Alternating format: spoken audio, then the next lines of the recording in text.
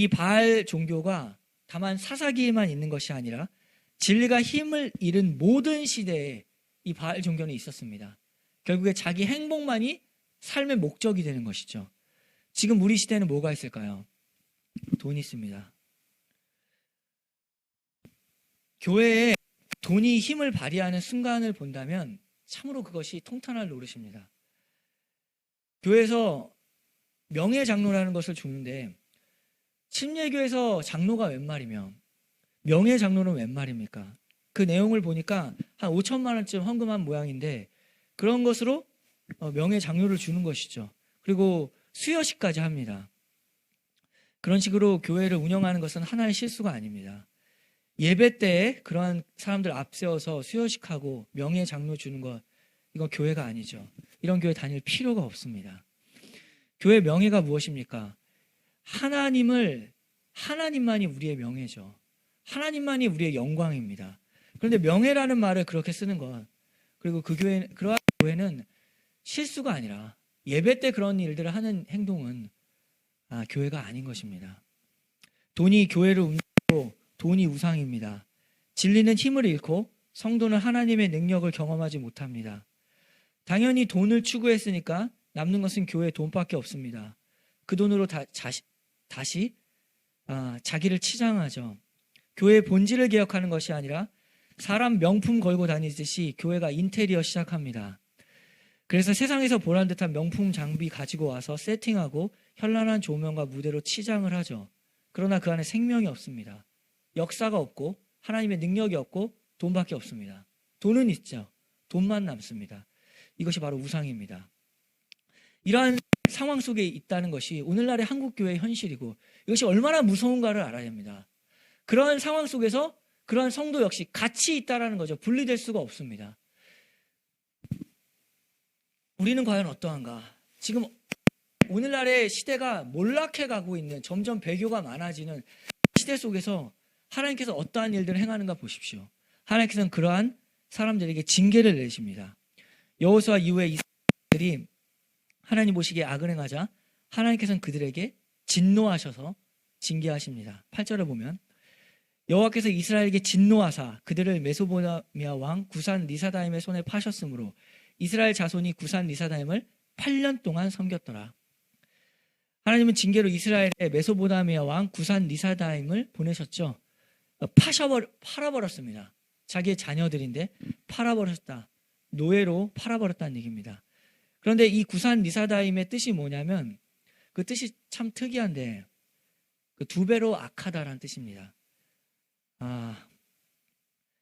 하나님 피해서 자기 행복 찾아서 쫓아다녔는데 우상 쫓아다녔는데 그 우상이 뭘 줬냐면 두 배나 고통을 줍니다. 지금 힘들어서 이 힘듦을 이겨내려고 우상 찾아가는데 우상이 준 게 뭐냐? 두 배나 고통을 준다라는 거죠. 결국 그들을 노예로 만들어버린 겁니다. 결국 그렇습니다. 하나님을 찾지 않으면 사람은 꼭 다른 것을 찾는데 하나님 외에 다른 것을 찾으면 그들이 무엇을 주느냐? 고통을 피해서 달려갔더니 두 배나 힘든 고통이 옵니다. 더 힘들게 되는 것이죠. 그러나 이러한 것은 하나님이 그들을 미워하심이 아닙니다. 히브리서 12장 6절을 봐도 주께서 사랑하시는 자를 징계한다고 했죠. 징계하지 않으면 사생하라고 했습니다. 하나님께서 이러한 징계를 주실 때, 두 배나 큰 고통을 주실 때 이때가 바로 하나님의 자녀에게 있어서는 기회죠. 살 수 있는 기회, 하나님을 찾을 수 있는 기회입니다. 이때 어떻게 해야 되냐? 이들이 했던 것과 동일하게 부르짖어야 됩니다.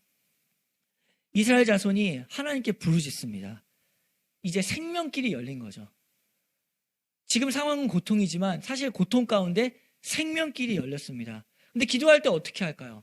모두가 다 마찬가지입니다. 사람은 다 연약한데 처음에 시작할 때는 기도의 자리로 갈 때 처음에는 은연중에 원망도 있죠.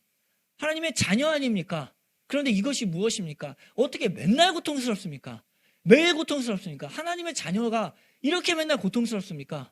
라고 할 때 원망 섞인 기도를 하게도 됩니다. 처음에는. 그러나 그 기도의 자리에 들어갈 때 하나님이 역사하셔서 우리의 마음을 바꾸셔서 결국 우리를 그 기도의 자리에 설 때 우리를 회개하게 하십니다.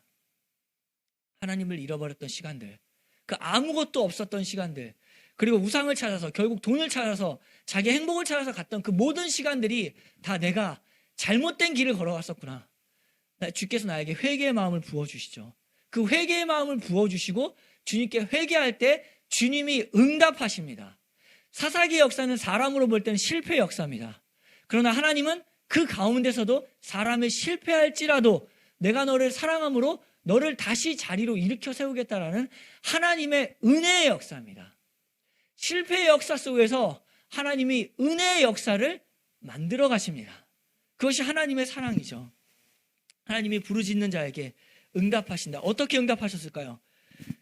9절을 보면 이스라엘 자손이 여호와께 부르짖음에 여호와께서 이스라엘 자손을 위하여 한 구원자를 세워 그들을 구원하게 하시니 그는 곧 갈렙의 아우 그나스의 아들 온니엘이라.